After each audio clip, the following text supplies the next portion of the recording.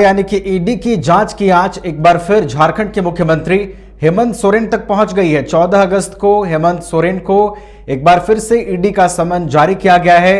बारियातू स्थित सेना जमीन मामले में ईडी द्वारा हेमंत सोरेन को यह समन जारी किया गया है। आपको बता दें कि सीएम हेमंत सोरेन तक अब जांच की आंच पहुंच चुकी है। जमीन घोटाले में सीएम हेमंत सोरेन को ईडी का समन मिला है। 14 अगस्त को पूछताछ के लिए ईडी की ओर से उन्हें हाजिर होने का समन दिया गया है। बारियातू जमीन मामले में सीएम को ईडी की ओर से यह समन मिला है। जमीन घोटाले मामले में अब तक 13 लोग गिरफ्तार हो चुके हैं और अब जांच की जो आंच है वो झारखंड के मुख्यमंत्री हेमंत सोरेन तक भी पहुंच चुकी है। और इस विषय पर अधिक जानकारी के लिए हम सीधे रुख करेंगे अपने संवाददाता मदन का, जो हमारे साथ जुड़े हुए हैं। मदन, अब जांच की जो आंच है वो मुख्यमंत्री हेमंत सोरेन तक पहुंच गई है और फिर से उन्हें ईडी की ओर से समन जारी किया गया है।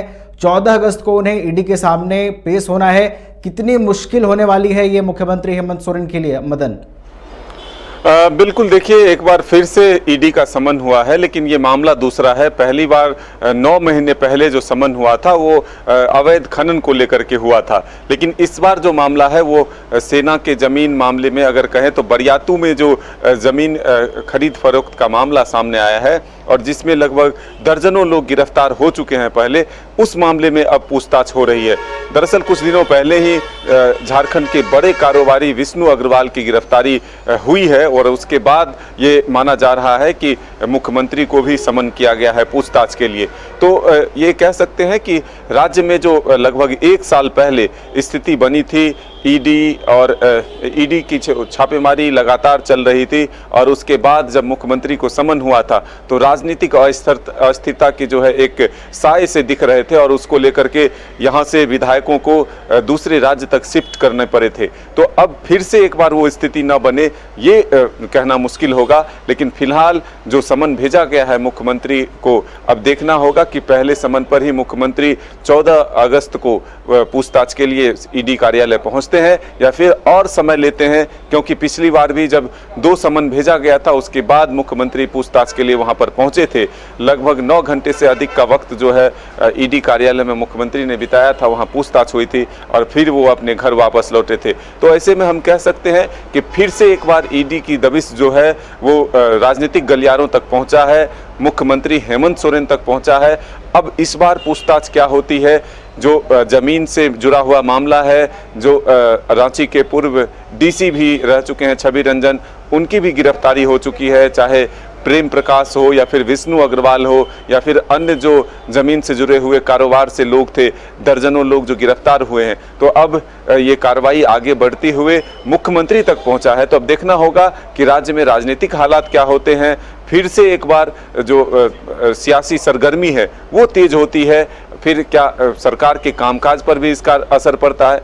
पिछले 1 साल पहले अगर आप उस समय को देखें तो पूरी तरह से राजभवन और मुख्यमंत्री कार्यालय और या फिर सरकारी अधिकारी हैं, वो सीधा आरोप प्रत्यारोप का जो दौर था वो चल रहा था और उस समय ये कहा जा रहा था कि सरकार के कामकाज को प्रभावित करने की कोशिश की जा रही है और पूरी तरह से कामकाज जो है ठप हो चुका है, इससे राज्य का विकास जो है बाधित हो रहा है। तो फिर से एक बार जब मुख्यमंत्री को ईडी ने समन भेजा है तो इसका क्या असर होता है, सियासी सरगर्मी क्या रहती है, आरोप प्रत्यारोप का दौर क्या होगा, ये तो आने वाला वक्त बताएगा। लेकिन इस वक्त की सबसे बड़ी खबर है कि अब ईडी ने फिर से एक बार मुख्यमंत्री हेमंत सोरेन को दूसरे मामले में समन किया है।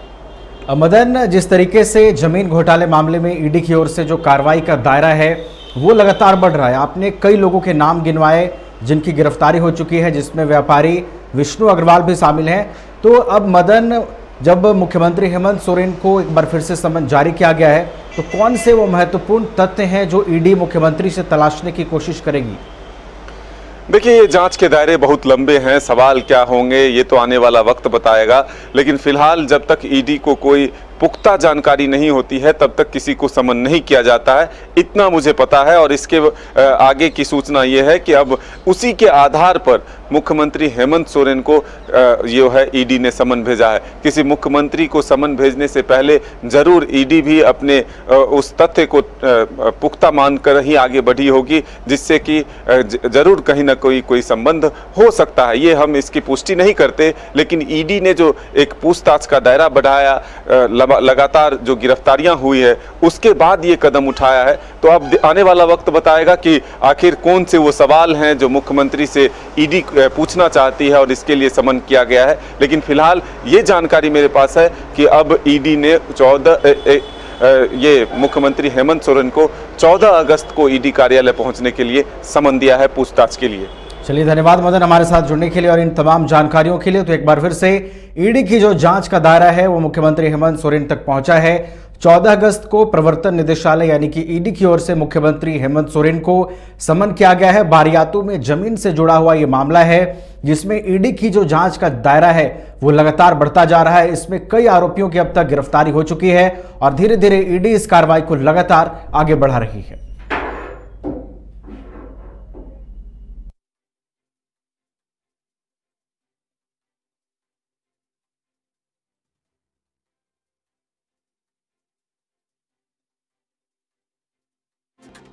एशवेल रस, ये एक ही बोतल में है। Stress, weakness, acidity, obesity, hair fall, skin की हर परेशानियों का एक ही हल। एशवेल life, diabetes free life. Amity University का पटना और रांची कैंपस पिछले कई सालों से लगातार शिक्षा के क्षेत्र में अनमैच्ड एक्सीलेंस प्रदान कर रही है। यूनिवर्सिटी रिसर्च एंड इनोवेशन की कल्चर को बढ़ावा देती है। यही कारण है कि यहाँ के शिक्षकों और छात्रों ने मिलकर अब तक 700 से ज्यादा रिसर्च पेपर और 30 से ज्यादा पेटेंट फाइल किए हैं। यही नहीं, यहाँ के फैकल्टीज और स्टूडेंट ने 50 से अधिक किताबें पब्लिश की हैं।